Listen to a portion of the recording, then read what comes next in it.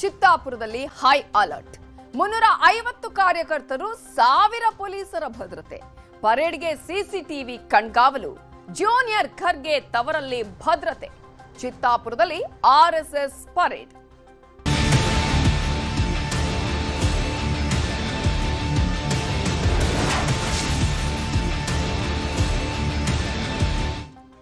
ಚಿತ್ತಾಪುರದಲ್ಲಿ ಇವತ್ತು ಆರ್ಎಸ್ಎಸ್ ಪಥಸಂಚಲನ ನಡೆಯಲಿದೆ. ವಿವಾದದ ಕೇಂದ್ರ ಬಿಂದುವಾಗಿತ್ತು ಆರ್ಎಸ್ಎಸ್ ಪಥಸಂಚಲನ ಕಲಬುರಗಿ ಚಿತ್ತಾಪುರದಲ್ಲಿ. ಇಂತಹ ಸಂದರ್ಭದಲ್ಲಿ ಇದು ಸಾಕಷ್ಟು ಬಾರಿ ಕೋರ್ಟ್ ಮೆಟ್ಟಿಲೇರಿ ಕೊನೆಗೂ ಇದೀಗ ಅವಕಾಶ ಸಿಕ್ಕಿದೆ. ಸಚಿವ ಪ್ರಿಯಾಂಕ್ ಖರ್ಗೆ ಕ್ಷೇತ್ರದಲ್ಲಿ ಆರ್ಎಸ್ಎಸ್ ಪರೇಡ್ ನಡೆಯಲಿದೆ. ವಿವಾದದ ಕೇಂದ್ರ ಬಿಂದುವಾಗಿದ್ದಂತಹ ಈ ಒಂದು ಆರ್ಎಸ್ಎಸ್ ಪಥಸಂಚಲನಕ್ಕೆ ಇವತ್ತು ಎಲ್ಲಾ ರೀತಿಯ ತಯಾರಿಯನ್ನ ಮಾಡಿಕೊಳ್ಳಲಾಗಿದೆ. ಹೈಕೋರ್ಟ್ ಮಧ್ಯಸ್ಥಿಕೆಯಲ್ಲಿ ಅನುಮತಿಯನ್ನ ಪಡೆದುಕೊಂಡಿತ್ತು ಆರ್ಎಸ್ಎಸ್, ಅನುಮತಿಯನ್ನ ಕೊಟ್ಟಿತ್ತು ಹೈಕೋರ್ಟ್. ಈ ಹಿನ್ನೆಲೆಯಲ್ಲಿ ಗ್ರೀನ್ ಸಿಗ್ನಲ್ ಕೊಟ್ಟ ಕಲಬುರಗಿ ಜಿಲ್ಲಾಡಳಿತ ಇವತ್ತು ಚಿತ್ತಾಪುರದಲ್ಲಿ ಆರ್ಎಸ್ಎಸ್ ಪಥಸಂಚಲನಕ್ಕೆ ಅವಕಾಶವನ್ನ ಮಾಡಿಕೊಟ್ಟಿದೆ. ಇವತ್ತು ಪಥಸಂಚಲನದಲ್ಲಿ 350 ಗಣ ವೇಷಧಾರಿಗಳು ಇರ್ತಾರೆ. ಇದು ಮಧ್ಯಾಹ್ನ 3:30ಕ್ಕೆ ಆರಂಭ ಆಗಲಿದೆ ಆರ್ಎಸ್ಎಸ್ನ ಪಥಸಂಚಲನ. ಚಿತ್ತಾಪುರ ವ್ಯಾಪ್ತಿಯ ಕಾರ್ಯಕರ್ತರಿಗೆ ಮಾತ್ರ ಅವಕಾಶ. ಅವರ ಹೈಕೋರ್ಟ್ನಲ್ಲೂ ಕೂಡ ಅದನ್ನೇ ಹೇಳಿರೋದು. ಬೇರೆ ಯಾವುದೇ ಭಾಗದ ಆರ್ಎಸ್ಎಸ್ ಕಾರ್ಯಕರ್ತರಿಗೆ ಪಥಸಂಚಲನಕ್ಕೆ ಇಲ್ಲಿ ಅವಕಾಶವನ್ನ ನಾವು ಮಾಡಿಕೊಡೋದಿಲ್ಲ ಅನ್ನೋದನ್ನ ಕೂಡ ಹೈಕೋರ್ಟ್ನಲ್ಲಿ ಹೇಳ್ಕೊಂಡಿದ್ರು ಆರ್ಎಸ್ಎಸ್ನವರು. ಇಂತಹ ಒಂದು ಹಿನ್ನೆಲೆಯಲ್ಲಿಯೇ ಇದೀಗ ಚಿತ್ತಾಪುರ ವ್ಯಾಪ್ತಿಯ ಕಾರ್ಯಕರ್ತರಿಗೆ ಮಾತ್ರ ಅವಕಾಶವನ್ನ ನೀಡಲಾಗಿದೆ. 350 ಕಾರ್ಯಕರ್ತರಿಗೆ 1000 ಪೊಲೀಸರು ಭದ್ರತೆಯನ್ನ ನೀಡುತ್ತಿದ್ದಾರೆ. ಪರೇಡ್ ಸಾಗುವ ಮಾರ್ಗದಲ್ಲಿ ಸಿಸಿಟಿವಿ ಕಣ್ಗಾವಲನ್ನ ಇಡಲಾಗಿದೆ. ಅಹಿತಕರ ಘಟನೆಗಳು ನಡೆಯದ ಹಾಗೆ ಖಾಕಿ ಕಟ್ಟೆಚ್ಚರವನ್ನ ವಹಿಸಿದೆ. ಯಾವುದೇ ಕಾರಣಕ್ಕೂ ಕೂಡ ಇಲ್ಲಿ ಅಹಿತಕರ ಘಟನೆಗಳು ಆಗಬಾರ್ದು ಅಂತಾನೆ ಹೆಚ್ಚಿನ ಭದ್ರತೆಯನ್ನ ಅಲ್ಲಿ ನಿಯೋಜನೆ ಮಾಡಲಾಗಿದೆ. ಬಜಾಜ್ ಕಲ್ಯಾಣ ಮಂಟಪದಿಂದ ಆರ್ಎಸ್ಎಸ್ ಪಥಸಂಚಲನ 3:30ಕ್ಕೆ ಆರಂಭ ಆಗತ್ತೆ.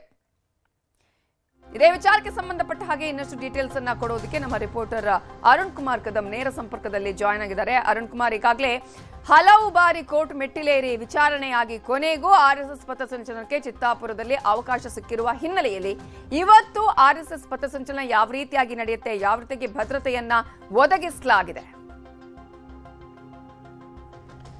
ಹೌದು ನವಿತಾ, ಏನಂತಂದರೆ ಚಿತ್ತಾಪುರನಲ್ಲಿ RSS ಪಥಸಂಚಲನ ಸಾಕಷ್ಟು ರಾಜ್ಯದಲ್ಲಿ ಸದ್ದನ್ನು ಮಾಡಿರುವಂಥದ್ದು. ಈ ಚಿತ್ತಾಪುರನಲ್ಲಿ RSS ಪಥಸಂಚಲನಕ್ಕೆ ಮೊದಲು ಏನಂದರೆ ಜಿಲ್ಲಾಡಳಿತ ಪರವಾನಗಿ ಕೊಟ್ಟಿರಲಿಲ್ಲ. ಹಾಗಾಗಿ ಏನು RSS ಮುಖಂಡರಿಗೆ ಹೈಕೋರ್ಟ್ ಮೆಟ್ಟಿಲನ್ನು ಏರಿದ್ರು. ಅಲ್ಲದೆ 2-3 ಬಾರಿಗಳ 3 ಸಾರಿ ಏನಂತಂದರೆ ಹೈಕೋರ್ಟ್ ಹಿಯರಿಂಗನ್ನು ನಡೆಸಿ ಅದಾದ ಬಳಿಕ ಜಿಲ್ಲಾಡಳಿತಕ್ಕೆ ಸೂಚನೆಯನ್ನು ಕೊಟ್ಟಿದ್ರು. ನೀವು ದಿನಾಂಕವನ್ನು ನಿಗದಿ ಮಾಡಿಕೊಟ್ರಿ, ಇಲ್ಲಾಂದರೆ ಆ ಕೋರ್ಟ್ ದಿನಾಂಕವನ್ನು ನಿಗದಿ ಮಾಡುತ್ತೆ ಅಂತಂದಾಗ ಈಗ ಫೈನಲಿ ಈಗ ಜಿಲ್ಲಾಡಳಿತ ಇವತ್ತು RSS ಪಥಸಂಚಲನಕ್ಕೆ ಅವಕಾಶ ಮಾಡಿಕೊಟ್ಟಿರುವಂಥದ್ದು.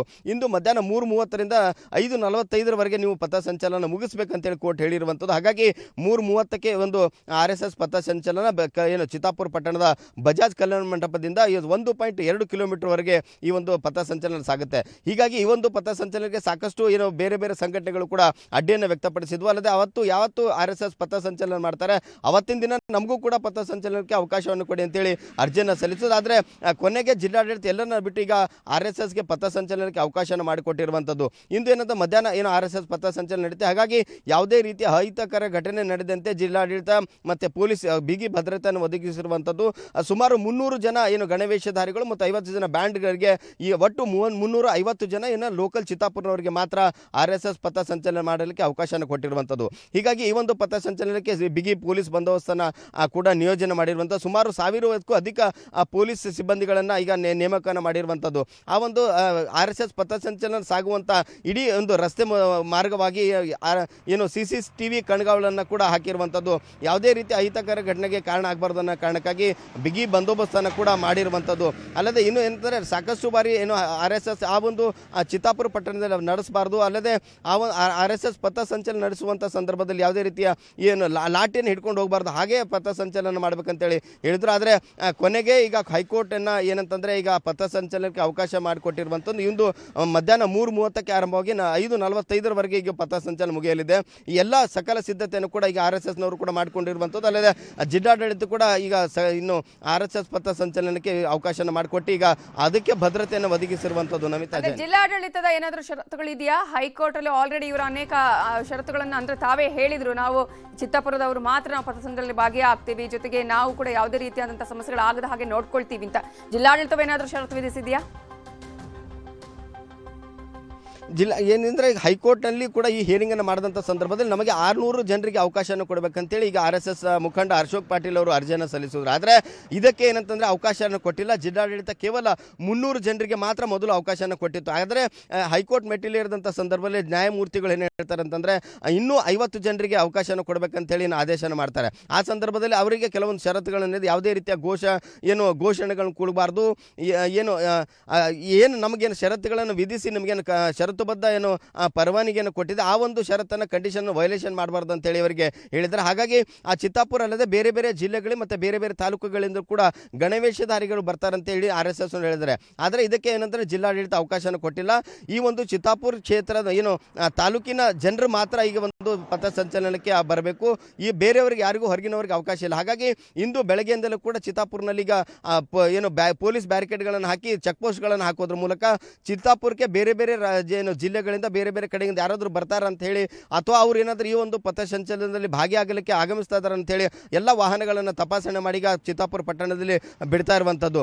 ಹೀಗಾಗಿ ಈ ಒಂದು ಪಥಸಂಚಲನದಲ್ಲಿ ನಮಗೆ ಕಂಡೀಷನ್ಸ್ಗಳನ್ನು ಹಾಕಿ ಜಿಲ್ಲಾಡಳಿತ ಪರವಾನಗಿಯನ್ನು ಕೊಟ್ಟಿದೆ ಅದನ್ನು ಮಾತ್ರ ಫಾಲೋ ಮಾಡಬೇಕು. ಹೊರಗಿನವರಿಗೆ ಯಾರಿಗೂ ಅವಕಾಶ ಇಲ್ಲ. ಅಲ್ಲದೆ 350ಕ್ಕೂ ಹೆಚ್ಚು ಜನ ಯಾವುದೇ ರೀತಿ ಮೀರಬಾರ್ದು ಅಂತೇಳಿ ಜಿಲ್ಲಾಡಳಿತ ಕಂಡೀಷನ್ಸನ್ನು ಹಾಕಿದೆ. ಹಾಗಾಗಿ ನಮಗೆ ಏನಂತಂದರೆ ಪಥಸಂಚಲನ ಮಾಡುವಂಥ ಉದ್ದೇಶ ಇದೆ. 100 ವರ್ಷದ ಸಂಭ್ರಮಾಚರಣೆ ನಾವು ಮಾಡ್ತಾ ಇದ್ದೀವಿ. ಆದರೆ ಜಿಲ್ಲಾಡಳಿತ ಯಾವ ಕಂಡೀಷನ್ಸ್ಗಳನ್ನು ಹಾಕಿದೆ ಅದನ್ನು ನಾವು ಚಾಚು ತಪ್ಪದೆ ಪಾಲನೆಯನ್ನು ಮಾಡ್ತೀವಿ. ನಮಗೆ ಏನಂತಂದರೆ ಬೇರೆ ಕಡೆಯಿಂದ ಯಾರೂ ಬರ್ತಾ ಇಲ್ಲ. ಚಿತ್ತಾಪುರ ಪಟ್ಟಣದಲ್ಲಿದ್ದಂಥ ನಮ್ಮ ಗಣವೇಷಧಾರಿಗಳು ಮಾತ್ರ ಈ ಒಂದು ಏನಂತಂದರೆ ಪಥಸಂಚಲನದಲ್ಲಿ ಭಾಗಿಯಾಗ್ತಾರೆ. ಸುಮಾರು ಈ ಒಂದು 1.2 ಕಿಲೋಮೀಟರ್ವರೆಗೂ ಕೂಡ ಈ ಒಂದು ಪಥಸಂಚಲನಕ್ಕೆ ರೂಟ್ ಮ್ಯಾಪನ್ನು ಹಾಕಿರುವಂಥದ್ದು. ಆ ಒಂದು ರೂಟ್ ಮ್ಯಾಪನ್ನು ಹಾಕಿ ಇವರು ಕೊಟ್ಟಿದ್ದಾರೆ. ಆ ಒಂದು ರೂಟ್ ಮ್ಯಾಪ್ ಪ್ರಕಾರವೇ ಪಥಸಂಚಲನ ಮಾಡ್ತೀವಿ ಅಂತ ಹೇಳಿದ್ದಾರೆ. ಅಲ್ಲದೆ ಇವರು ಏನಂತಾರೆ 3:30 6:30 7 ಗಂಟೆವರೆಗೂ ಕೊಡಬೇಕಂತೇಳಿ ಮನವಿಯನ್ನು ಮಾಡಿದ್ದಾರೆ. ಆದರೆ ಸಂಜೆ ಆಗುತ್ತೆ, ಹಾಗಾಗಿ ಭದ್ರತೆ ಕೊಡೋಕ್ಕೆ ಸಾಕಷ್ಟು ತೊಂದರೆ ಆಗುತ್ತೆ. ಅಲ್ಲದೆ ಈ ಒಂದು ದಿನಗಳಲ್ಲಿ ಏನಂತಾರೆ ಕ್ಲೈಮೇಟ್ ಸಂಜೆ ಸಾಯಂಕಾಲ ಆಗುತ್ತೆ, ಕತ್ತಲಾಗುತ್ತೆ. ಹಾಗಾಗಿ 5:45 ಒಳಗಾಗಿ 3:30ರಿಂದ 5:45 ಒಳಗಾಗಿ ನೀವು ಈ ಒಂದು ಪಥಸಂಚಲನ ಮುಗಿಸ್ಬೇಕಂತ ಕಂಡೀಷನ್ ಹೇಳಿದರೆ ಆ ಒಂದು ಕಂಡೀಷನ್ಸ್ಗೆ RSS ಮುಖಂಡರು ಕೂಡ ಒಪ್ಪಿಗೆಯನ್ನು ಸೂಚಿಸುವಂಥದ್ದು. ಹಾಗಾಗಿ ಈ ಒಂದು ಟೈಮ್ನಲ್ಲೇ ಈಗ ಪಥಸಂಚಲನ ಆರಂಭವಾಗಿ ಮುಗಿಸಲಿಕ್ಕೆ ಎಲ್ಲ ಸಿದ್ಧತೆಗಳನ್ನು ಕೂಡ ಮಾಡಿಕೊಂಡಿರುವಂಥದ್ದು. Navita Jain. Thank you Arun Kumar Kadam detail.